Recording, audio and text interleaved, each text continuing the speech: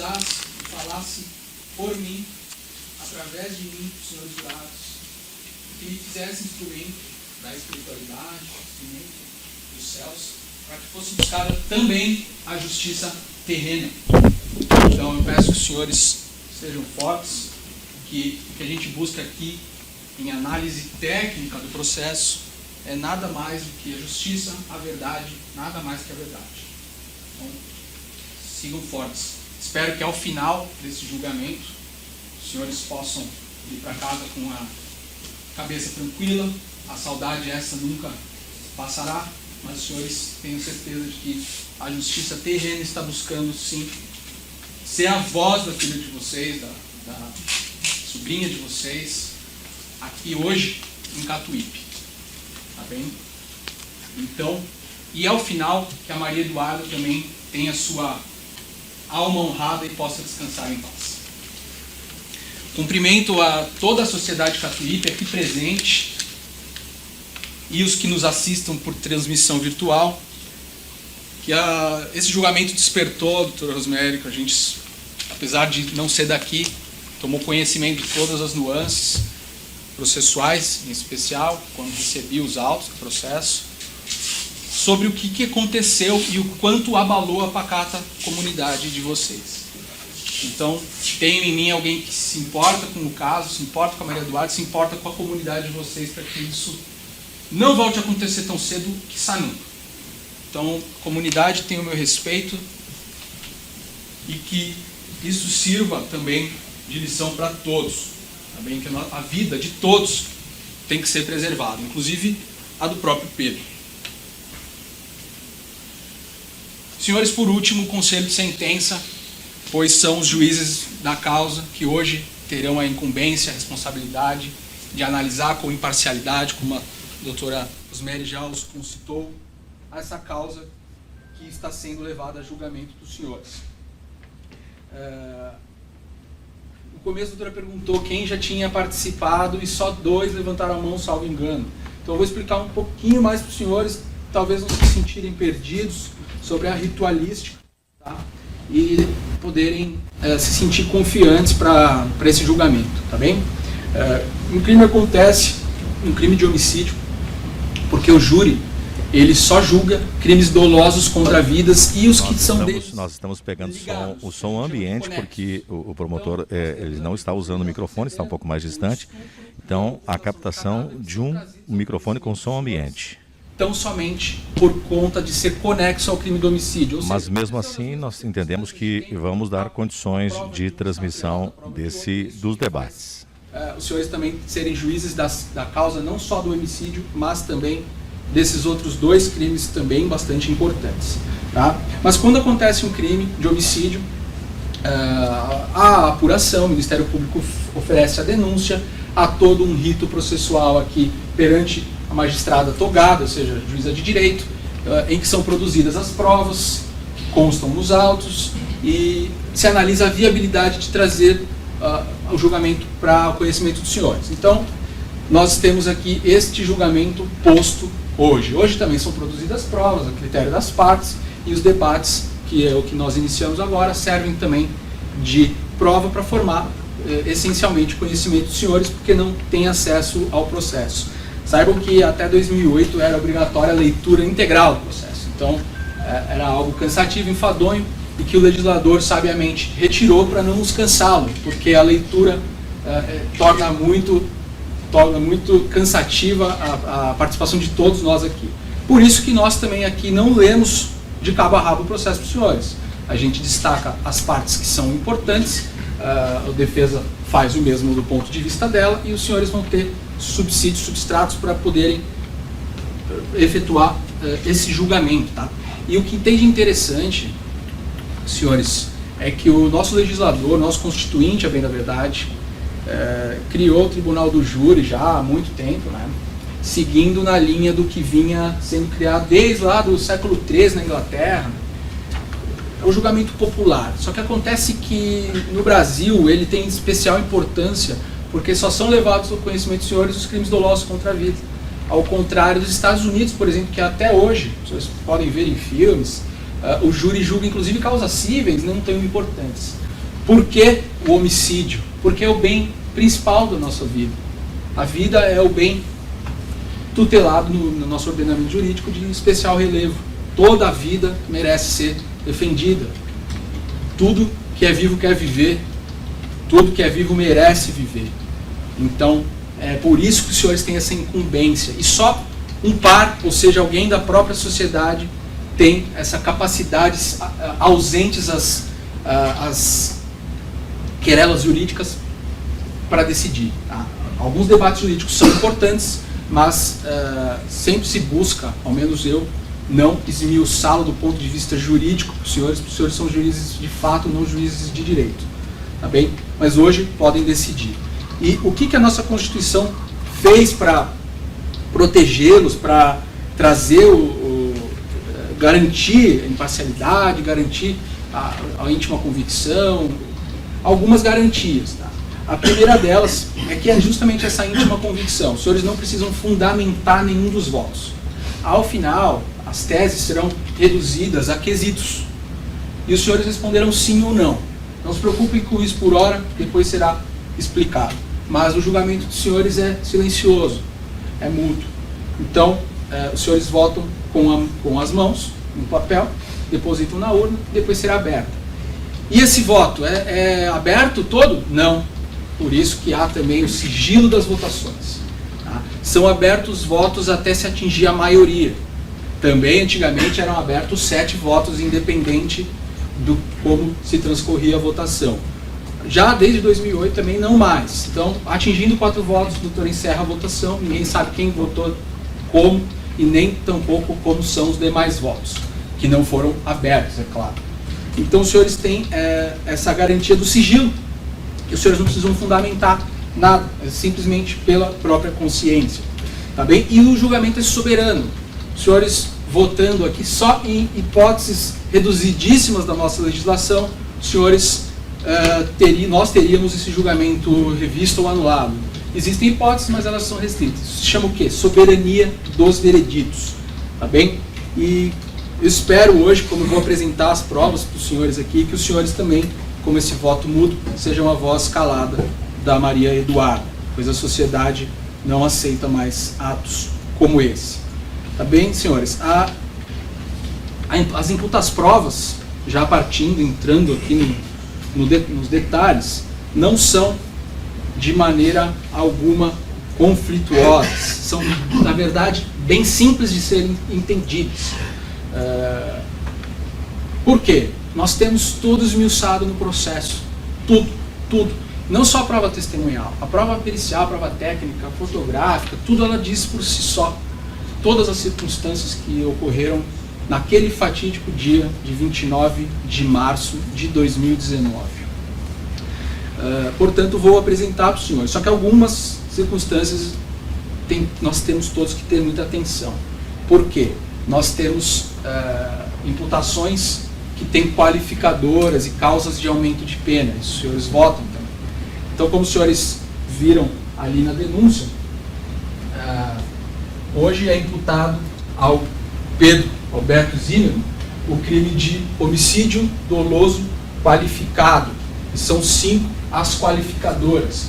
Então, eu só vou usar o quadro para ficar visual para os senhores, tá? Não vou ficar discorrendo nada. Lembramos aí a nossa comunidade que nos ouve nesse momento. Nós estamos com som ambiente, captando através do microfone sem fio o som ambiente, pois o microfone está mais distante do promotor. Perdoem a letra. E as imputações que dele decorrem. Primeiro, Pedro está sendo processado pela qualificadora do motivo torpe. Vou esmiuçar adiante para os senhores também, não se preocupem. Nós temos a segunda qualificadora, que é da asfixia. O legislador quis imputar uma pena maior para quem mata exatamente por asfixia. Tá bem? Nós temos a terceira, que é a dissimulação.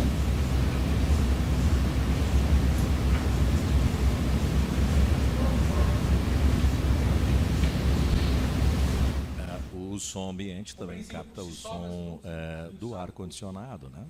Por quarto, Mas você acompanha, então, através desse microfone. Não há um microfone de lapela para o promotor.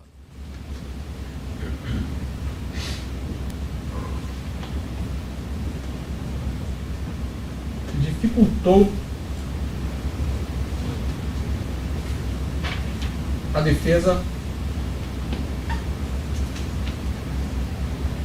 da vítima.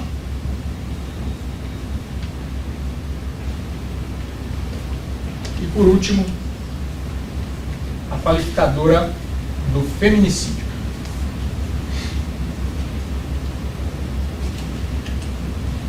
Já lhes adianto que o Ministério Público entende pela pertinência de todos, tá? Porque um detalhe que eu não expliquei para os senhores: o Ministério Público é o defensor da sociedade, não especificamente de esta ou daquela vítima. E nós somos promotores de justiça, não promotores de acusação. A justiça é o que queremos. Não importa o que, nós não temos compromissos com tese, eu não tenho compromisso nenhum com a denúncia que foi feita lá em 2019. Hoje eu poderia muito bem chegar aqui e dizer, não, isso aqui está errado, ou aquilo outro está errado, ou tudo. O caso é de absolvição. E acontece bastante. Nós não nos fazemos de rogado por isso. Já pedi absolvição algumas vezes, tá? Obviamente hoje não é o caso. Tá? O que é a diferença aqui, ó? As 5 qualificadoras tornam o homicídio hediondo. O que vai acontecer? A pena do simples partiria de 6 a 20, enquanto a do qualificado de 12 a 30 anos. E mais, no qualificado se torna o crime hediondo, ou seja, ele vai demorar mais para progredir de pena, vai ter consequências prisionais mais severas. Tá? Isso é o que o nosso legislador previu. Então, isso é uma circunstância importante, e cada uma dessas, uma serve para qualificar, e as outras vão servindo de causa de aumento de pena, que depois a doutora, se o caso, vai sopesar. Nós temos também, senhores, eu ponho o homicídio primeiro porque ele é o crime principal, é ele que puxa os demais. Tá? Depois nós temos aqui o estupro, que é o crime previsto no artigo 213 do Código Penal.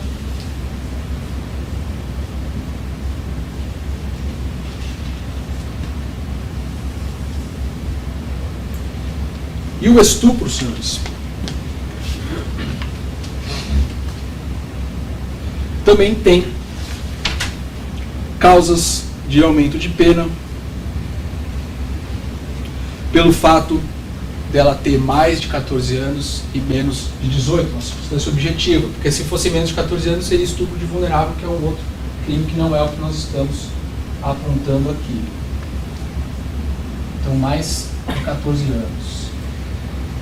E há também a causa de aumento do réu exercer alguma autoridade sobre ela, que isso a legislação também imputa mais severamente.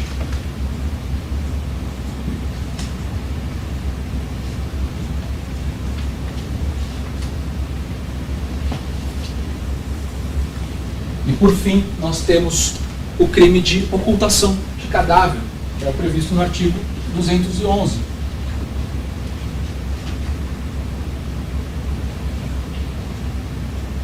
Ocultação.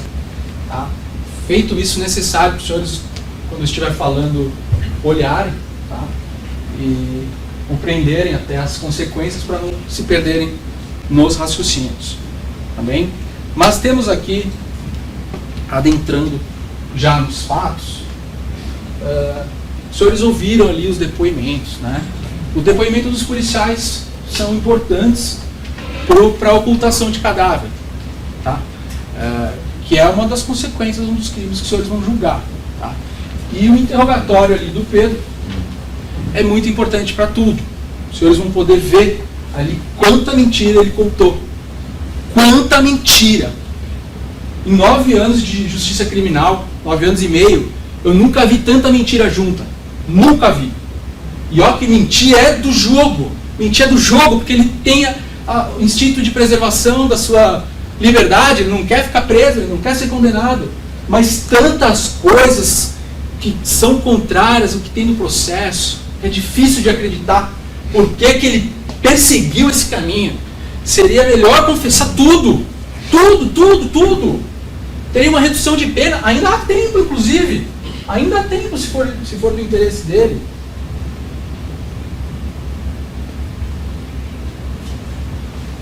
Veremos. Se não, vejamos.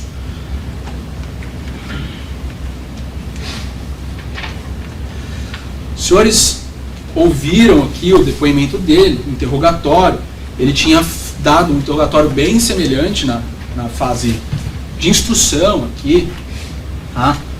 E alguns detalhes hoje não foram repetidos, mas o básico foi, e o importante foi. Tá? O que aconteceu? Todos os senhores sabem a essência, só que hoje vamos ver aqui alguns pormenores. No dia 29 de março de 2019, Maria Eduarda, de 15 anos de idade, acordou cedo pela manhã, iria para a escola com o transportador dela, que é o Pedro, como ia todos os dias. Não voltou mais, os senhores sabem. Passado algumas horas, o horário que ela retornaria do educandário, sua mãe, seus parentes, sentindo sua ausência, resolveram ir atrás dela. Eles moravam em esquina Boa Vista, difícil telefone, dificuldade. Foram nos vizinhos, efetuaram ligações para o Pedro, inclusive. Não havia nenhuma notícia dela. Começaram a se preocuparam, foram na casa do irmão do Pedro, inclusive, o qual disse: não chamem a polícia. Não se sabe por que disso, mas consta do depoimento da dona Eliane e de demais parentes. O fato é que chegou a notícia de que 4 horas da tarde o Pedro apareceu numa vizinhança distante com um corte profundo no pescoço. Quem desconhece o fato e ouve isso, pensa: bah, que mistério. O que aconteceu? Mas não é mistério. Não é mistério. E alguma das partes que ele contou aqui tem a sua verossimilhança, são verdadeiras. Isso também a gente traz. Não há problema algum. E o Pedro estava ali agonizando. Só que era 4 horas da tarde. 4 horas da tarde. E o Pedro chegou, pediu socorro na casa da esposa do Sr. Bueno, que depois hoje aqui. Ela e a filha não queriam se locomover de automóvel. Chamaram um outro vizinho, que é o Daronco, que promoveu o socorro dele, sangrando muito, que ele não conseguia falar. Os senhores viram que ele tem uma traqueostomia. Ele foi submetido à cirurgia, ele realmente quase morreu. Deus quis que ele não morresse, ainda bem, porque sim, a vida dele também tem que ser preservada, como todos. E hoje ele está aqui para responder como tem que ser. Mas ele não conseguia verbalizar. Não conseguia verbalizar. Acharam um automóvel na entrada da mata. E então, a polícia partiu. Enquanto ele era socorrido, a polícia partiu para as buscas. Populares foram acionados, todos se mobilizaram para tentar encontrar Maria Eduarda. Como disse a policial aqui, a Ana Grace, desistiram não. Anoiteceu, às 23 encerraram as buscas, mas populares continuaram, até que, por volta das 7 e pouco da manhã do dia 30 de março, encontraram o corpo da pequena Maria Eduarda na mata fechada, como os senhores ouviram. Preservaram o lugar, chamaram a perícia, isso tudo foi dito aqui. Tá bem? E como que o delegado de polícia começou a atuar eficazmente? Ele viu ali que no carro, o carro dele estava uma distância considerável do corpo. Isso nós temos aqui com mais detalhes. E em cima do carro tinha o celular dele. Próximo do carro tinha a mochila dela, próximo do veículo. Então eles começaram a fazer as buscas. Então temos um relatório de serviço aqui do dia 30 de março, subscrito pela escrivã de polícia Aline. E aqui, doutor, já tem inclusive, doutor, se o senhor, eu esqueci de considerar, mas se o senhor quiser fazer alguma parte, sim, se à vontade. Doutor. Tá bem, o senhor? Não, só se for para colaborar. Sim, pois não, fique à vontade. Mas o doutor, eu Não gostei, ali no começo o senhor insinuou que o Ministério Público tinha induzido o depoimento dos policiais. Já se me permite a parte, Claro. a intimidade que eu tenho, o conhecimento que eu tenho com o Dr. Milton, se ele estivesse aqui eu não insinuaria, eu afirmaria. Pelo conhecimento que eu O senhor tenho insinuou ou não insinuou? Não, eu afirmei. Afirmou que o Ministério Público, porque o senhor ficou com dúvida de onde surgiu os policiais. Eu já sano a dúvida do senhor de imediato. Relatório, doutor, que me encontre em outro momento, porque não tem relatório, não consta. Aqui, ó, eu vou falar para o senhor, o Ministério, eu vou explicar para eles, mas o senhor deve estar curioso também. No dia 30 já há um relatório. O relatório inicia assim, da Polícia Civil. Relatamos nesta data, ou seja, 30 de março, dia seguinte, pouco tempo depois de encontrar o corpo, que fomos comunicados pela Brigada Militar de Juí, através da soldada Grace, sargento escola, de que o corpo da menina Maria Eduarda da Silva Zambon, que estava desaparecida, havia sido localizado em um matagal, na localidade de Passo Burmo. Pois bem, eis os policiais, eles não caíram do céu. Não caíram do céu. O Ministério Público pode arrolar quem quiser para uma denúncia. Para o júri, inclusive, hoje foi ouvida a defesa também. Inclusive, hoje foi ouvida uma testemunha que não tinha sido ouvida na instrução processual. Perfeito. É por isso que o Ministério Público arrolou, apesar deles não terem sido ouvidos na fase de inquérito policial. Isso não muda absolutamente nada. Tá?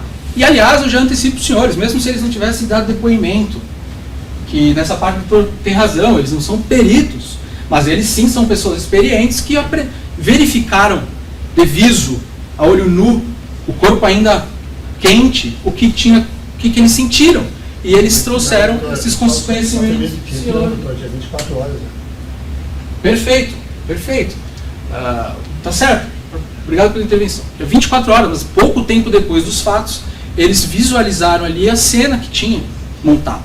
E eles deram testemunho nesse sentido. Tá? E como eu iniciei dizendo, o testemunho deles é válido para ocultação, porque para o resto eles não viram que matou, não viu como que aconteceu, e por aí vai. Mas eles não caíram do céu. Prossegue o relatório da Polícia Civil. No local, constatamos que a vítima estava sem vida, deitada no meio de um matagal próximo de uma lavoura com sinais de violência, calças semi-abaixadas, meia rasgadas. Que um pouco mais distante do corpo da vítima, cerca de 10 metros abaixo, foi localizado um cobertor azul sujo de sangue. Que um pedaço de cobertor estava cortado em forma de tira. O cobertor foi recolhido, encaminhado para a perícia, e que a brigada militar localizou em uma sanga, a alguns metros do local, um tênis, o qual pertencia à vítima e foi entregue no local pela Polícia Civil. Os senhores também ouviram. Então essa é a verificação inicial da Polícia Civil, que teve contato com os brigadianos que hoje estiveram aqui, sobre os fatos que aconteceram. Fomos informados no local que populares saíram nesta manhã em busca da vítima e que estava desaparecida, e por volta das 7h30 da manhã, o corpo da vítima foi localizado. Fomos informados ainda de que a vítima havia se queixado antes dos fatos para a mãe, alegando que estaria com medo do acusado Pedro Zimmermann, o qual é motorista do transporte escolar e que a vítima utilizava todos os dias.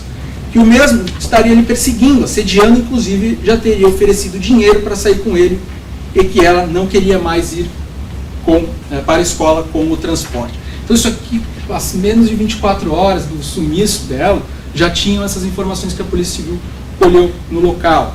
E aí fizeram contato com o Wellington Daron, que, segundo informações, teria pedido socorro, o Pedro teria para ele pedido socorro, como de fato foi.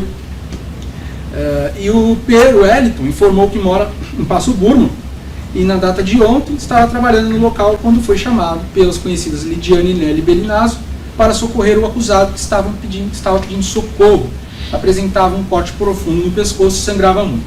Então tudo vai ao encontro do que a gente veio a saber depois, e hoje a gente vê que um relatório já dava indícios do que tinha acontecido. Mas não precisa nem elucubrar muito. A guria saiu sozinha de manhã cedo com o motorista, como o carro dele foi encontrado desaparecido e ela encontrada morta. Né? Só que sigamos.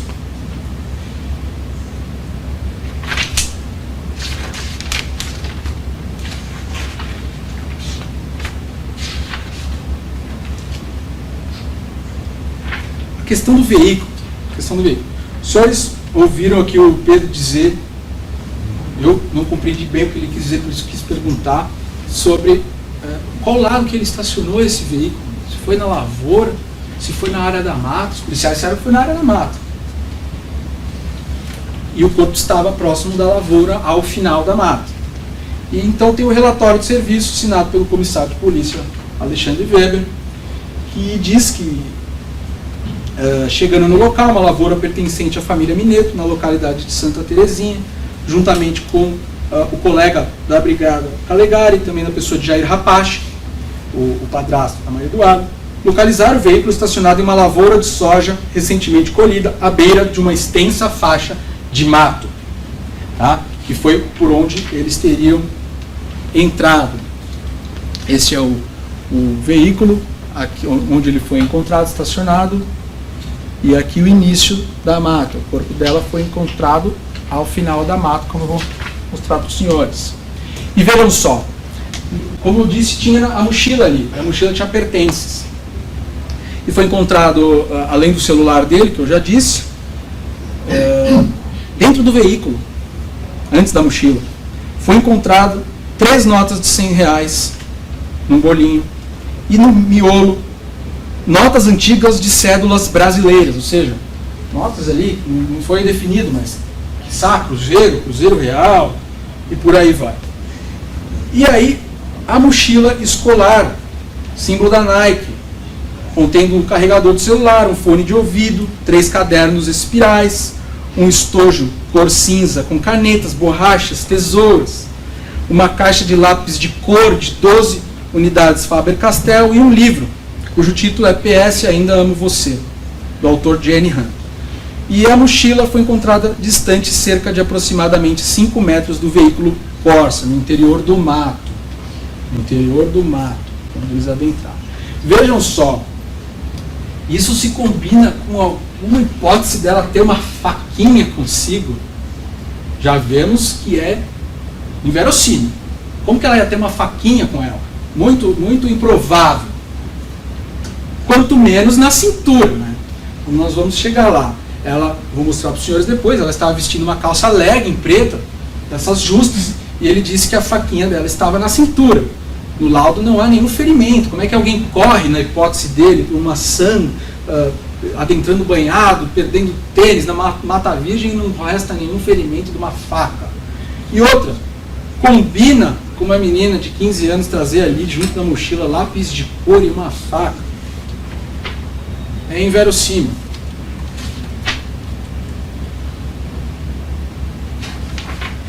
Foram ouvidos os parentes, né? Foi ouvida a dona Eliane, mãe dela, o Jair Rapache, foi ouvido outras pessoas também que trouxeram alguns conhecimentos.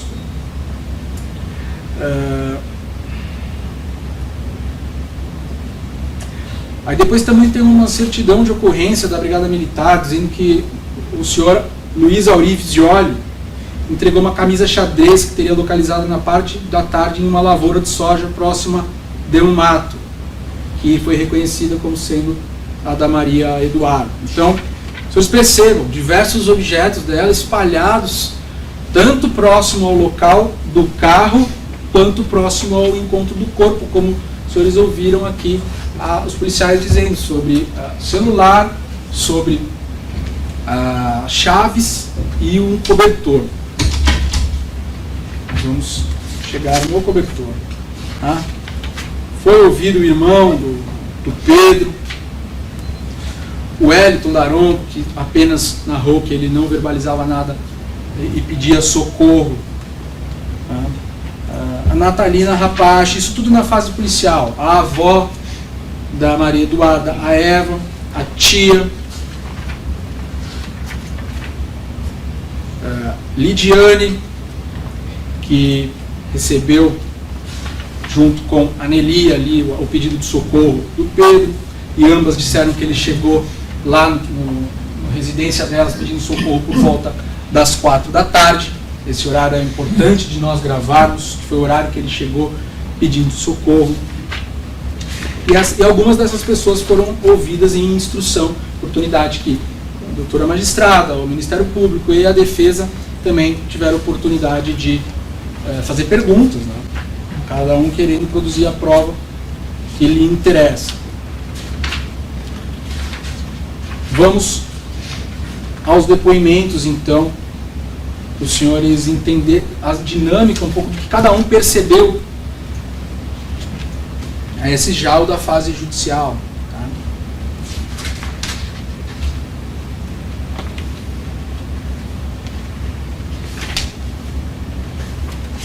Primeira a ser ouvida foi a Eliane, mãe da Maria Eduarda.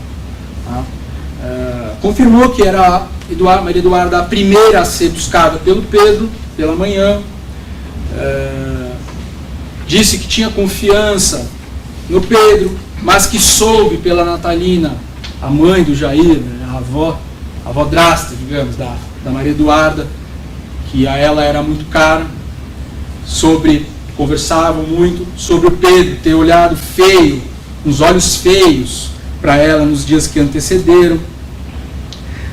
A Eliane ainda falou sobre ter procurado alguma ajuda na secretaria do município para trocar o motorista.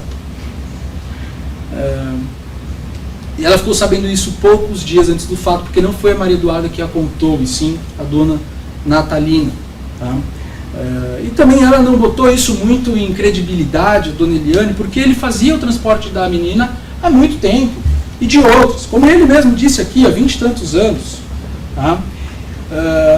Importante nós mencionarmos aqui os depoimentos no seguinte sentido, tanto da Eliane quanto do Jair, já me antecipo no dele, sobre a Maria Eduarda ser uma guria contida, que vivia com a família, eles não a deixavam sair nas noites, ela tinha só 15 anos, estavam sempre junto com eles, e foi o que elas disseram. A mãe chegou a dizer, eu não deixava ela sair com ninguém. Tá? Foi inclusive perguntado se confiavam no Pedro, e ela disse que sim, expressamente, o que já faz aqui a nossa qualificadora da dissimulação ser inequívoca, porque ele gozava de um respeito da família, uma credibilidade, ele a buscava cedo da manhã, os pais sequer viam, exatamente, eles não acompanhavam, claro, ela tinha 15 anos, não era criança, mas ainda uma adolescente em tenridade. Então eles tinham sim a confiança do Pedro. E o que é a dissimulação? A dissimulação em relação a Maria Eduarda. Entrou inocentemente num automóvel, achando que ia para a escola, e foi estuprada e morta, e teve seu cadáver ocultado. Então, ele dissimulou a intenção do estupro e do homicídio. Por isso que ela, a qualificadora, é inequívoca. E vejam só, disse a mãe com ênfase que a filha era muito católica e gostaria muito de ser freira, inclusive, que frequentava a igreja todo sábado, não perdia um culto. Revelou novamente, ou melhor, reiterou que a dona Natalina contou que o Pedro o assediava e estava com medo que ele a matasse e enterrasse lá nas Laranjeiras. Ela chegou a falar para a dona Natalina isso. Ela estava com medo, ela estava pressentindo os olhares, a intenção maliciosa, e verbalizou isso para dona Natalina.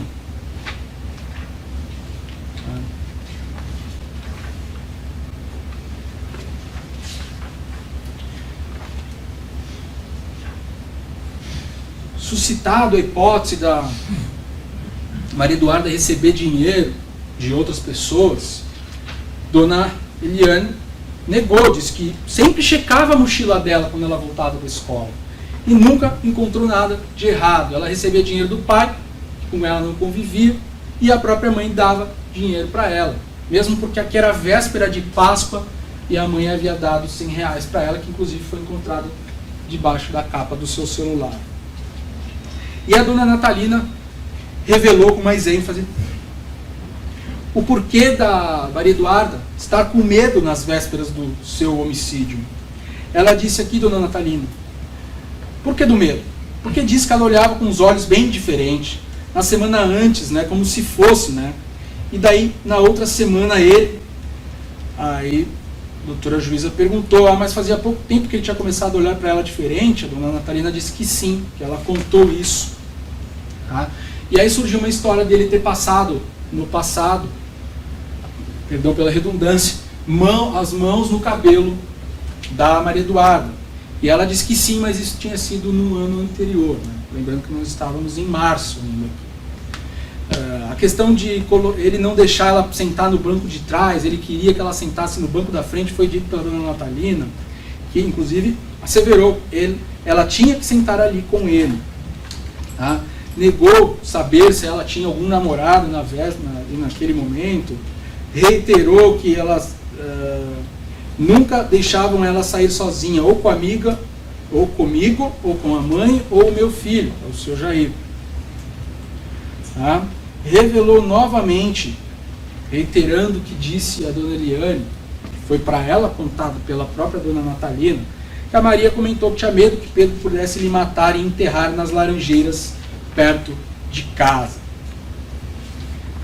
Não a enterrou nas laranjeiras, mas a matou. E disse, perguntado pelo Ministério Público sobre olhar com os olhos diferentes, e disse que sentasse com ela na frente na Kombi, no banco do carona, confirmou que sim. Confirmou que sim.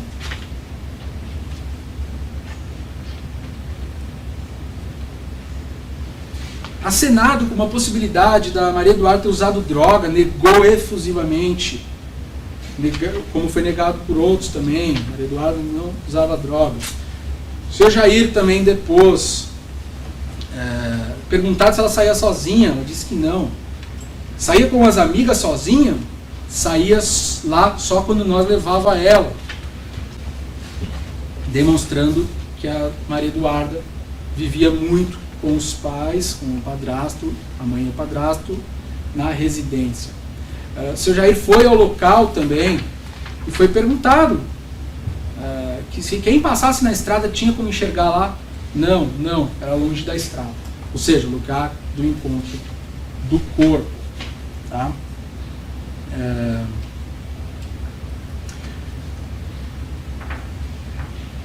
O que é isso, senhores? Essa questão. O que é o motivo torpe aqui que foi imputado? Motivo torpe, nosso legislador quis punir mais severamente aquele que age com um motivo vil, imbuído do motivo ignóbil, asqueroso, repugnante aos olhos de qualquer pessoa, causa um sentimento de repulsa. Matou por isso, credo, é isso que é o motivo torpe. Tá? E aqui, como ainda nós veremos, ficou consignado aqui que ela tinha medo dele, que ele olhava para ela com olhos estranhos.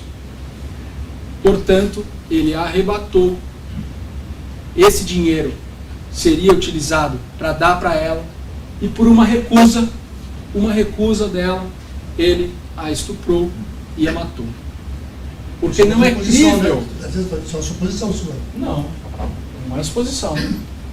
Não é suposição. O senhor vai provar que ele tinha dinheiro para dar para ela, que ele ia dar o dinheiro para ela. Eu estou provando, doutor. Eu estou provando.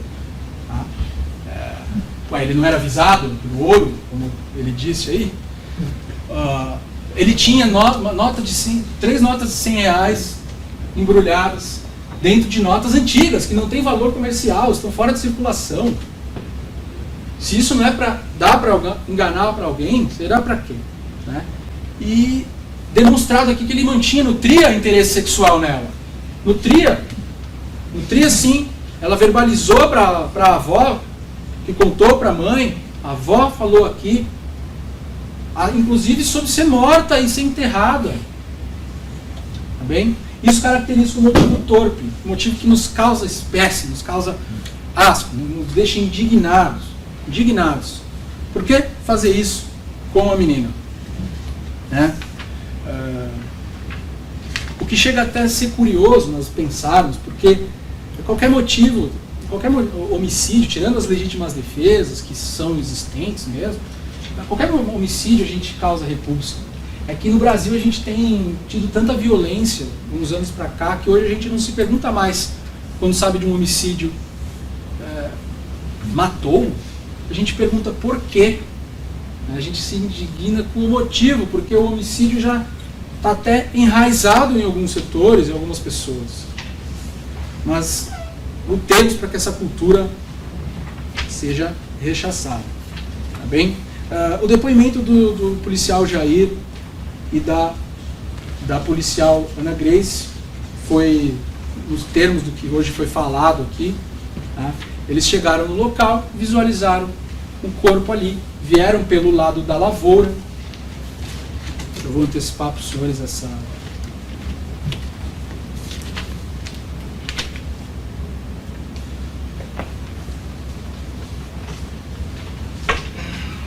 Eu não acho papel.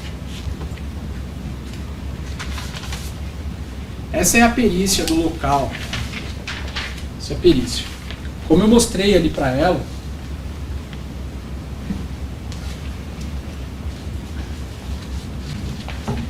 esse é o local do encontro do corpo. Tá? Mas eu vou mais para trás aí, ou aqui do lado. Aqui é a área do plantio por onde, segundo os policiais, eles próprios chegaram ao local. O corpo jazia aqui. Os senhores aí de trás conseguem ver?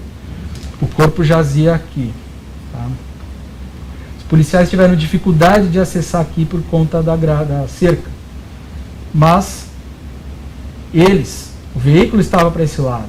E eles vieram por esse caminho em mata fechada. Tá? Cobertor foi encontrado aqui, cheio de sangue. O celular, chaves e aqui o corpo da vítima. Tá?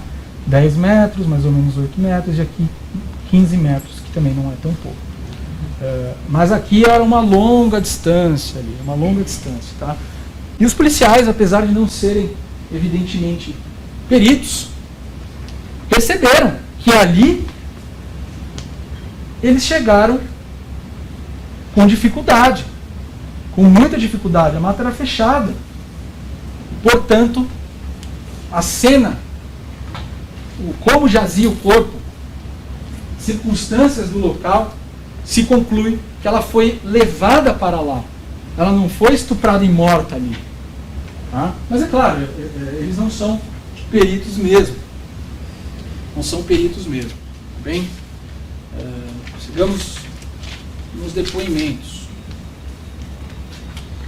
O depoimento do delegado, senhores, é importante porque nós temos aqui como que ele partiu para as investigações. Tá? Excelência, só para não interromper a leitura do depoimento dele, para esclarecer, ele jamais esteve no local, nem em busca e nem após o fato, o delegado. Ele foi monitorando por celular, ele mesmo disse. Tá bem? Certo? Mas ele teve contato com o acusado. Tá? Ao menos isso ele fez.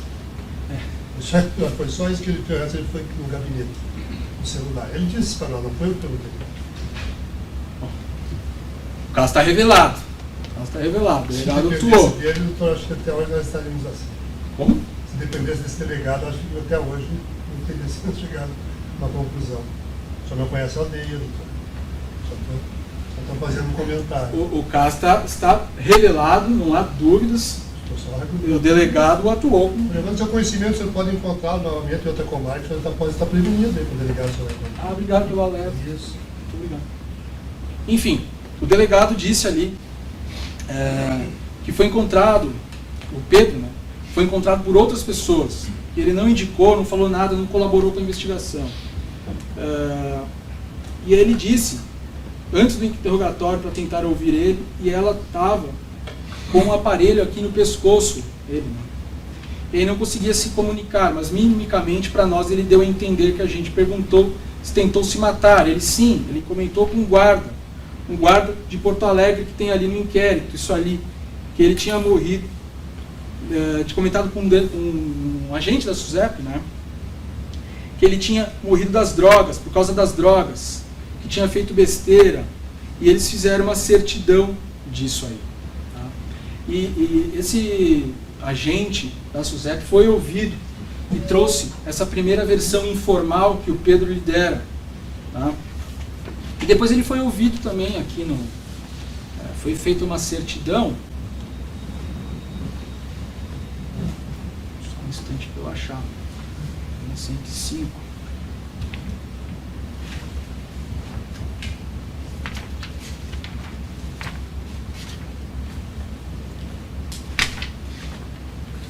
Então tem uma certidão aqui, logo feita no dia 18 de abril de 2019, ou seja, de quase 20 dias, né, dos fatos, assinada pela escrivã Graziella, que entrou em contato com o Hospital Nossa Senhora da Conceição, em Porto Alegre, buscando informações do estado de saúde do Pedro, e que fez a ligação para um ramal da SUSEP, e falou com o agente penitenciário Leandro Afonso Cardoso. E segundo o agente penitenciário, Pedro estava se alimentando pela boca, levantando para ir ao banheiro e falando, só tapado de traqueostomia. E concluiu, o agente disse ter conversado com o custodiado na noite anterior, sendo que Pedro disse ao agente sobre o que aconteceu nos dias dos fatos. Ela usou droga e começou a ficar preta. Tentei reanimá-la, mas não consegui. Depois não sabia o que fazer e me cortei no pescoço. Então, o agente penitenciário, que depois confirmou isso aqui em juízo, ouviu, quase 20 dias depois dos fatos, do próprio Pedro essa versão, mais uma, estapafúrdia, que ela teria usado droga. E aí ela começou a passar mal por droga, e então ele tentou a salvar e acabou a matando. Essa versão da droga ficou por isso mesmo, né? O delegado, apesar do doutor estar dizendo que ele não foi diligente, pediu exame toxicológico na Maria Eduardo, de álcool, de drogas, e adivinhe só, nada foi encontrado, por evidente, né? Nada foi encontrado.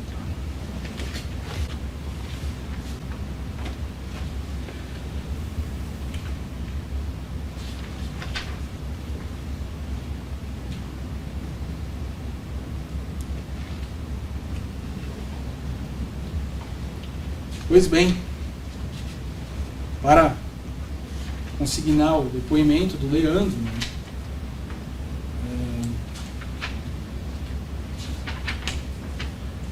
o agente Leandro confirmou que ficou internado no Hospital Nossa Senhora da Conceição, o Pedro. E num questionamento que a gente faz informal, ele comentou que trabalhava há alguns anos no transporte escolar, alegou que não foi ele, alegou questão que a moça usou droga no carro dele, ficou preta e aí ele encostou a mão no peito dela. Por isso que teria esse contato, porque uma das nossas conversas, que foi a 2 ou 3 plantões anteriores do meu, os peritos do GP foram coletar o DNA nele. Tá vendo? Então o próprio Pedro o disse, essa versão mais esquisita ainda do que a de hoje. Reiterou, o Ministério Público perguntou, ele teria dito para o senhor contando que ela usou droga, começou a ficar preta, tentei reanimá-la, mas não consegui, depois não sabia o que fazer e me cortei no pescoço. Foi esse relato aí exatamente? Aí o Leandro respondeu, sim, foi esse, depois, não, me desesperei e aí fiz o que fiz, me lembro mais ou menos assim que ele falou. Tá? Então, senhores, o Pedro, hoje aqui, em sua autodefesa, como lhe é seu direito, disse que matou sem querer. Apertei o peito dela. Né? Essa versão não parece nenhuma criança de 5 anos acreditaria. Primeiro, vamos voltar na versão dele. Estava saindo com a Maria Eduarda no veículo. Aqui vamos fazer um país. Ele foi com o veículo particular, um Corsa, e não com a Kombi que usualmente se levava. Isso não tem relevância nenhuma. Tá? Realmente, ele fazia como ele queria, às vezes ele ia de Corsa, às vezes ele ia de Kombi, isso não quer dizer nada além do que isso que nós temos aqui. Tá? Ele poderia ter feito o que fez de Kombi, então isso não muda nada. Porque isso foi suscitado no processo, ele teria se valido do carro para isso, mas isso é indiferente. Mas ele disse que pegou ela em casa, ela tinha uma faquinha para comer laranja, e aí foi abordado por um motoqueiro, e era a segunda vez, e a segunda vez a Maria Eduarda estava com ele. Os familiares dela nunca contaram nada disso, é óbvio, isso nunca aconteceu. Você imagina se ela que conversava muito com a avó, conversava muito com a mãe, está com um motorista de transporte escolar e de repente vem algum suposto ladrão os abordar e ela nunca comenta isso com os familiares. Já é inverossímil, não é? Quiçá seja verdade, mas é inverossímil. No dia, como nós vamos entender que isso seja verdade? Ele estava conduzindo o veículo, supostamente em direção à escola, quando a 30 km por hora ele é abordado por um motociclista, que estava mais rápido que ele. E esse motociclista exigia o dinheiro, o ouro que ele aqui primeiro disse que nunca tinha conseguido, e depois disse que tinha conseguido sim, mas que nunca tinha contado para ninguém. Tá? A história dele buscar ouro é verdade. Foi encontrado lá na residência que ele indicou os petrechos para buscar o ouro, metal e tal. Até aí, tudo bem, é verdade. Mas dizer que ele estava sendo perseguido por alguém por causa de um ouro que ele nunca conseguiu pegar, mas que criança inocente que acreditaria nessa versão? Isso é tripudiar da cara de nós todos aqui, dar uma versão dessa. Como pode? Como pode? Mas não fica por aí o absurdo. E aí ele desviou a rota e entrou para a vegetação.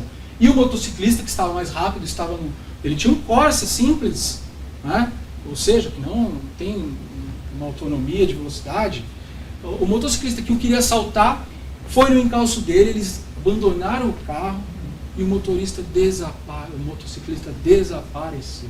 Isso tudo por volta das 8 e pouco da manhã.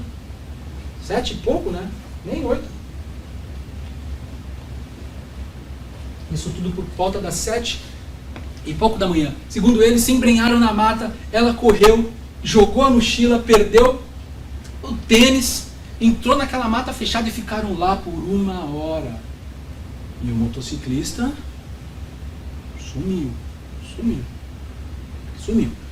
E aí, de repente, ela começa a passar mal, sabe lá do que? Fica preta, disse ele. E ele a pegou e apertou para tentar salvá-la. Mas quem que pode acreditar nisso? Ainda que fosse verdade que ela ficou preta, ela teve um surto de doença, qualquer coisa. Quem que ele apertou para salvá-la? Tá? E a mentira? Eu vou mostrar para os senhores aqui uma foto da Maria Eduarda, está no processo. Ah, os senhores quiserem ir passando aqui, como ela foi encontrada. Peço escusas para a família, mas é importante.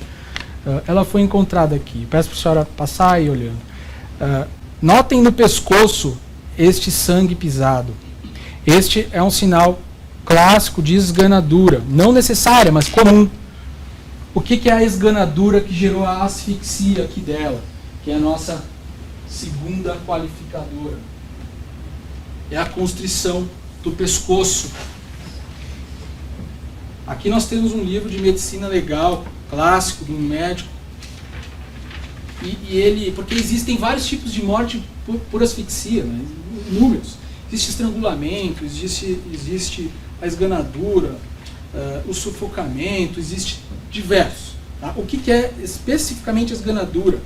Diz ele aqui, é um tipo de asfixia mecânica que se verifica pela constrição do pescoço pelas mãos, ao obstruir a passagem do ar atmosférico pelas vias respiratórias até o pulmão. E conclui, é sempre homicida, sendo impossível a forma suicida ou acidental. Isso não precisaria, no caso que nós estamos em apuração aqui, discutir por um médico legista, né? Porque a alegação dele de que... Vocês podem ficar. A alegação dele de que teria apertado o peito já é mentirosa, porque, como eu vou ler aqui o laudo microscópico dela, mostra que foi por asfixia, por esganadura, que é exatamente essa constrição com as mãos no pescoço, que isso nunca pode ser acidental. Matei ela sem querer. Não. Vamos ao necroscópico.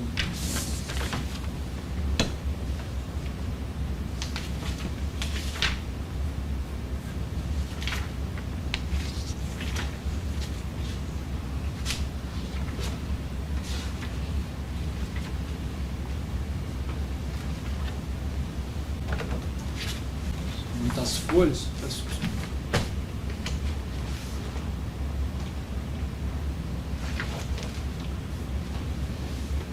É o Dr. Auro, que inclusive foi ouvido como testemunha, né, para perguntas sobre o laudo. Né. Então ele fez o exame aqui no dia 30 de março às 18 horas, ou seja, no dia seguinte, no final da tarde, no dia seguinte do desaparecimento dela. Né. Narrou aqui, descreveu ela por ter 1,64 m, e o primeiro, mais importante, que nós já vamos inclusive entrando na questão do estupro, tá? Que ele disse assim: o exame vaginal demonstrou rupturas imenais múltiplas com bordas livres, apresentando-se com secreção sanguinolenta. Tá? Então ele fez o exame íntimo dela e ali percebeu que ela tinha sido, sim, estuprada. Tá? Aí ele concluiu, depois de narrar ali como é que estava o corpo, afora os sinais de relações sexuais, verificou-se infiltração e equimose cervicais, aliados aos sinais de asfixias, manchas de Tardier, que na medicina legal é o que se verifica no corpo para dizer que aquilo foi uma asfixia. Em órgãos internos, o que deixa evidente aos peritos que houve asfixia mecânica por esganadura. Tá? Voltamos aqui um pouquinho. Equimoses cervicais. Equimoses são aqueles roxos. Quando nós batemos, o sangue interno fica roxo, são as equimoses. Tá? Cervicais, ou seja, no pescoço, nada no peito. Aliado aos sinais de asfixia, que são as manchas de Tardier interno. Então ele, análise interna, viu que ela tinha sido asfixiada. E aqui os que eu mostrei para os senhores é a marca de constrição do pescoço pela unha, aquele vermelho. Então ele deixou inequívoco aqui, laudo pericial, que houve a morte por asfixia e, sim, a ruptura do ímen com secreção sanguinolenta. E aí foi feito um laudo complementar e foi perguntado assim, se há sinais de conjunção carnal recente, ato libidinoso diverso da conjunção carnal ou lesões nos órgãos genitais. O que foi respondido? Conjunção carnal é a cópula pênis-vagina. Tá? Sim, há sinais de conjunção carnal recente, rupturas imenais múltiplas com bordas livres e apresentando-se com secreção sanguinolenta. E aí vem a segunda pergunta.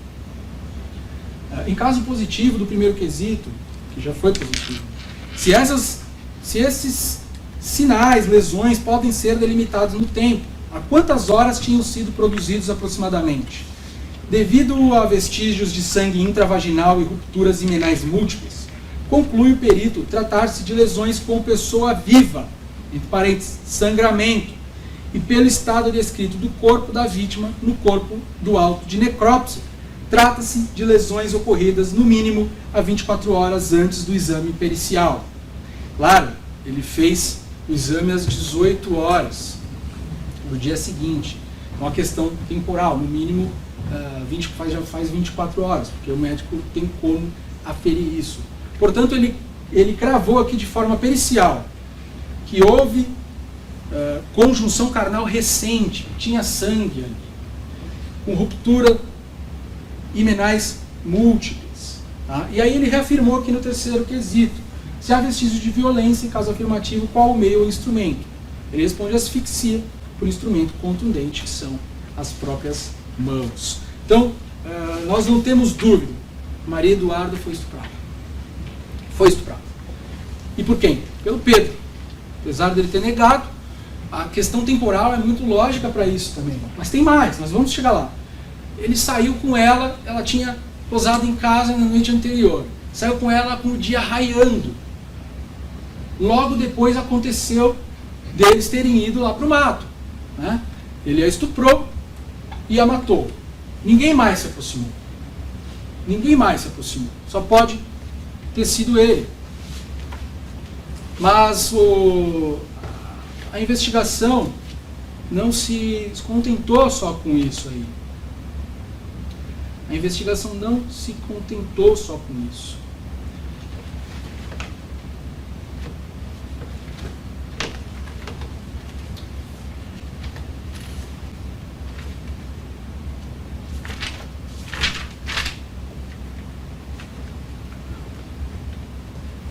delegado, habilmente, coletou material genético, seja da vagina dela, seja das unhas, debaixo das unhas, e encaminhou para o IGP, o Instituto Geral de Perícias do Rio Grande do Sul, para informar o que encontrava ali. Foram lá onde o Pedro estava, na SUSEP, né, o IGP, quer dizer, como o próprio agente narrou, e coletaram o DNA dele para fins de confronto. Tá? Então, foi feito um laudo pericial, que consta aqui dos autos. Inclusive, colheram células da mucosa oral da Maria Eduarda, sangue do Pedro, como eu disse, região vaginal, até da região anal, e sob as unhas. Tá? E a resposta deste laudo é bem elucidativa. Ela tem um aspecto técnico que eu depois vou trazer para os senhores, mas ela diz assim, em suma: através da análise do perfil haplotípico de cromossomo Y obtido na amostra, material biológico colhido sob as unhas da vítima Maria Eduarda,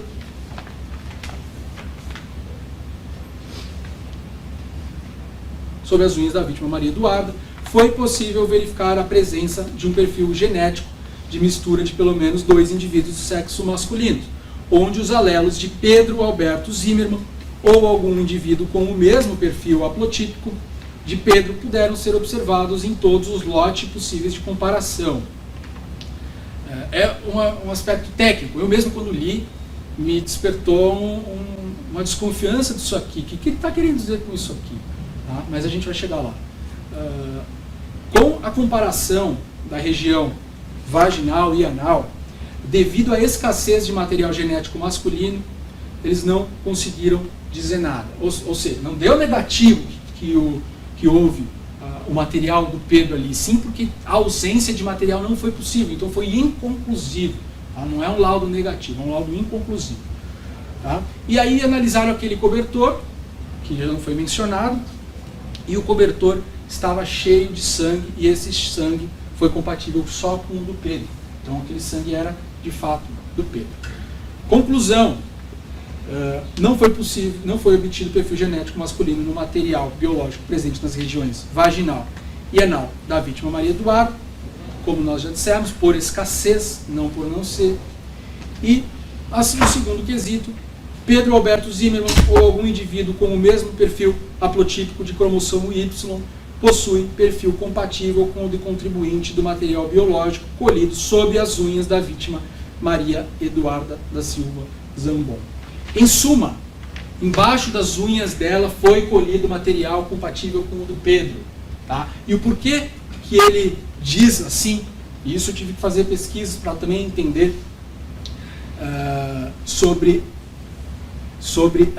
foi possível verificar a presença de um perfil genético de mistura de pelo menos 2 indivíduos do sexo masculino. Porque eram 2 indivíduos, ou possivelmente 2, não é isso. Quer dizer o seguinte: o cromossomo Y é um masculino. Essa perícia, ela serve muito para afastar pessoas. Se colocar o meu DNA lá, nunca vai achar nada. Tá? Só que quando ela encontra, a porcentagem de aproveitamento, de conclusão disso é elevadíssima. Só que ele nunca pode descartar um segundo indivíduo do mesmo perfil haplotípico que pode ser da mesma descendência, da mesma linhagem. Ou seja, um parente, um irmão, um pai, um filho. Mas ele não quer dizer que eram 2 indivíduos, entendeu? Mas o que ele está cravando aqui, sem qualquer sobra de dúvidas, é que embaixo das unhas da Maria Eduarda tinha material genético do Pedro. Ela foi estuprada, tentou de alguma forma resistir e cravou o pouco de unha que ela tinha, porque nós ouvimos o policial falando que as unhas dela estavam bem curtinhas, embaixo das unhas dele. E aí o que chama a atenção é o seguinte: além disso tudo, né, o Pedro foi socorrido lá, ele de fato quase morreu mesmo. Por sorte foi bem atendido.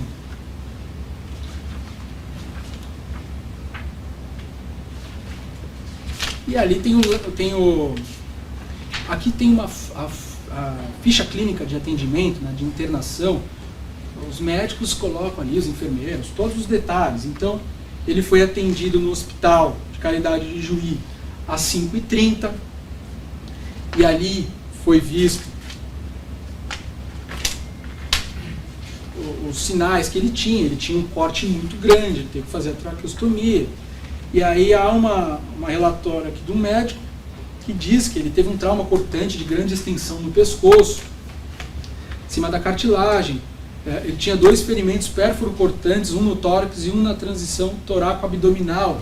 Não sei isso que aconteceu. Ele, talvez, como ele tentou se matar antes, ele tenha tentado com um apontado, mas eram bem superficiais. E por último, um ferimento com aspecto de mordida no tórax à direita.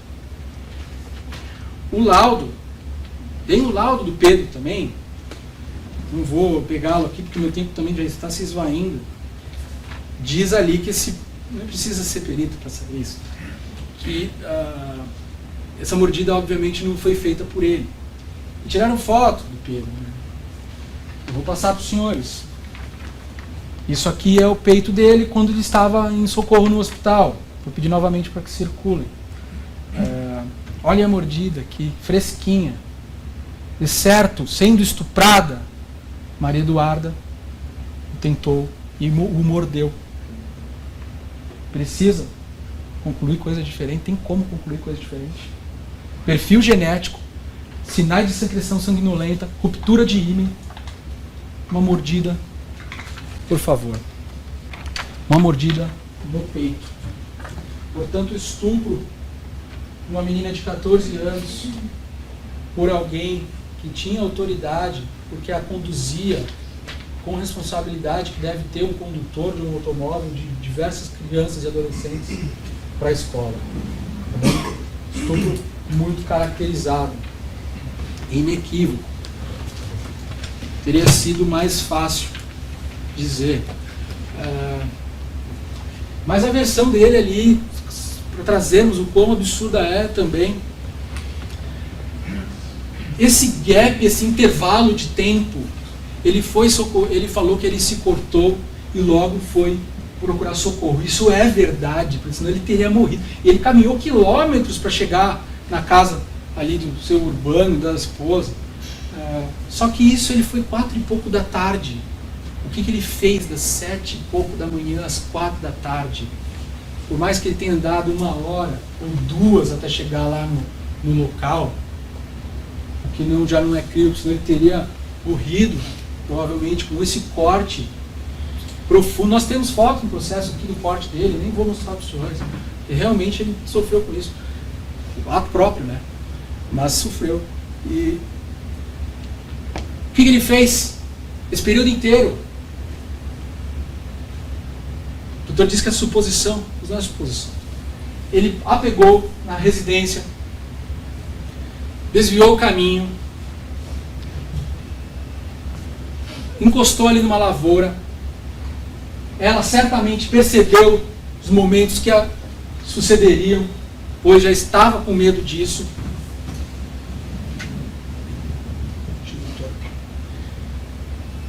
Tentou se escapar do seu algoz, que foi em seu encalço.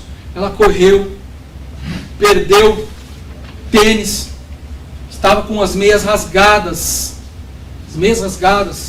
a roupa suja. Foi arrebatada, estuprada e depois levada para dentro da mata. Naquele local interno da mata, ela não chegou fugindo dele sozinha. É impossível. Uma menina sem tênis, a meia rasgada, correndo quilômetros para dentro da mata, com um homem adulto, maior que ela, cerca de 10, 15, 12 centímetros a mais que ela, de 50 e poucos anos, a guria de 15. Ela não foi estuprada nesse lugar. E isso não precisa ser perito para a gente saber. Não precisa. Basta acompanhar a disposição do local aqui.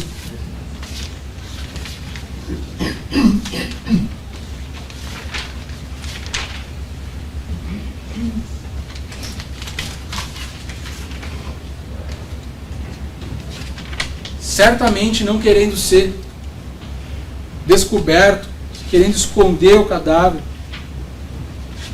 ele a levou para aquele local, depositou o seu corpo ali,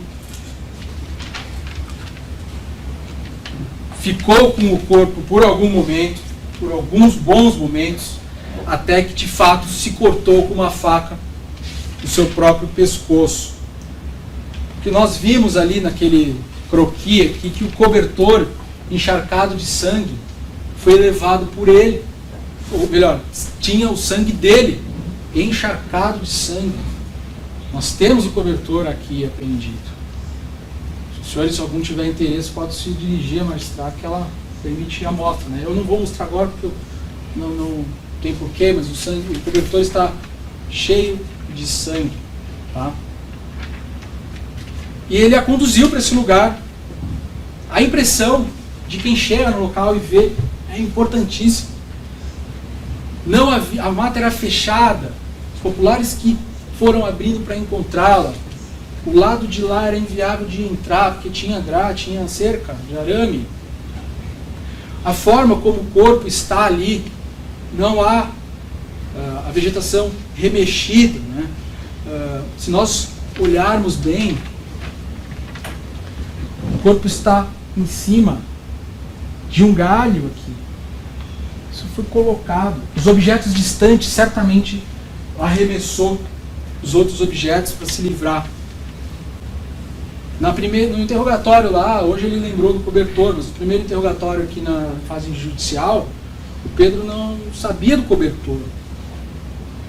Não sabia. Mas hoje ele se lembrou que era o cobertor, que o sangue era dele. A versão dele, senhores, é tão fantasiosa que ele chegou hoje a dizer, e diz da outra vez, que a mãe e a menina tinham interesse sexual nele. Da mãe ele garantiu aqui, da outra vez foi a mesma coisa. Da onde? Que ofensa! Não basta estuprá-la, matá-la, ainda vulnera a tua consciência, a sua alma, a sua honra, e diz aqui que o Ministério Público quer plantar alguma coisa. Você é um assassino cruel, um estuprador. E o Ministério Público não quer nada além da verdade. Nada além da verdade.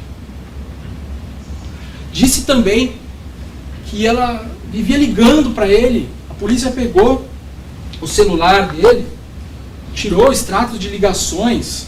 Eu me dei ao trabalho, senhores, de conferir o número da Maria Eduarda, que foi dado pela sua mãe, se havia, dias antes do fato, que está no processo, alguma ligação, seja do celular dele para ela ou dela para ele.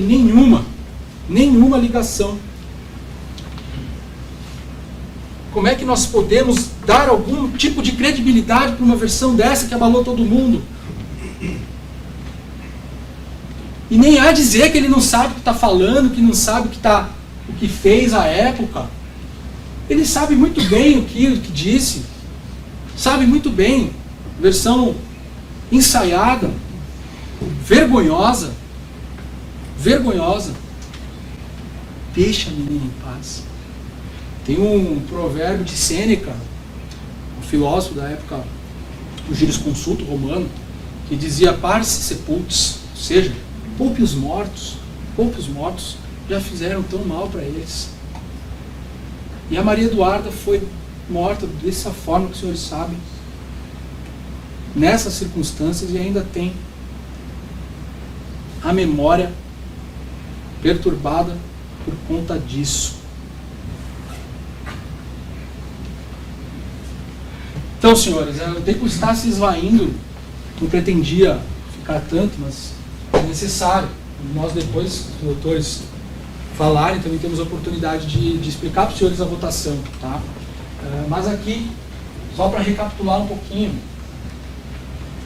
a matou por uma vingança, por não ter sido correspondido no ato sexual, asfixiou, dissimulou sua intenção ao buscá-la regularmente, como fazia todos os dias. O recurso que dificultou a defesa dela é justamente essa surpresa que depois da dissimulação agiu, ou seja, um sujeito adulto, homem, avantajado fisicamente, contra uma guria de 1,64, de 15 anos, desarmada, porque ela não tinha faquinha, coisa nenhuma. Então ele agiu de forma que ficasse dificultada a defesa dela. Veja bem, não é impossível, porque nós temos na lei ali o recurso que impossibilitou e o recurso que dificultou. Aqui é o recurso que dificultou, ela tentou de alguma forma se defender e não conseguiu. Vi que o doutor, desde o começo ali, combateu muito a qualificadora do feminicídio, creio que o fará de novo. Tá? O senhor, doutor, combateu a qualificadora do feminicídio, não? Só se for nos autos. Nos autos, desde o início, no processo?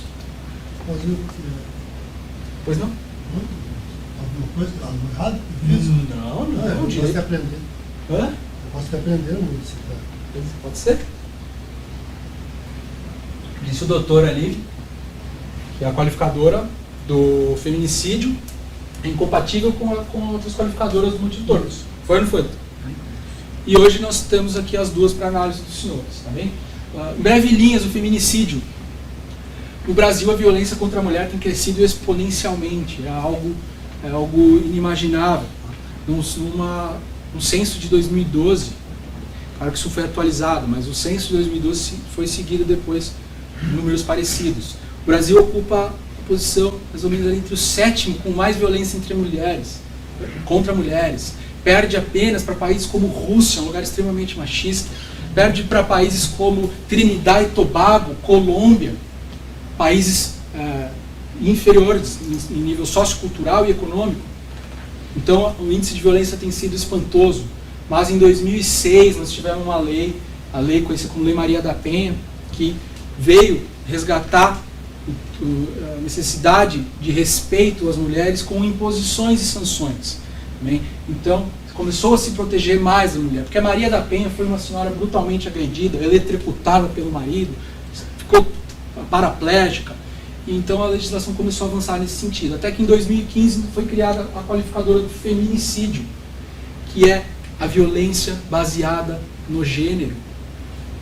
E nossos tribunais já sacramentaram, ela é compatível com a do motivo, porque ela não avalia o íntimo, o âmago de quem comete o ato. Ela é puramente objetiva, matou por questões de gênero. Ali é exatamente o caso, desrespeitando a situação da menina, uma guria de 15 anos, se sentindo com superioridade com ela, a vulnerou dessa forma, matando em violência de gênero. Portanto, a qualificadora, além de legalmente prevista e compatível com a do motivo torpe, está presente no nosso caso aqui. Sim, ele agiu com violência de gênero contra uma pobre menina indefesa.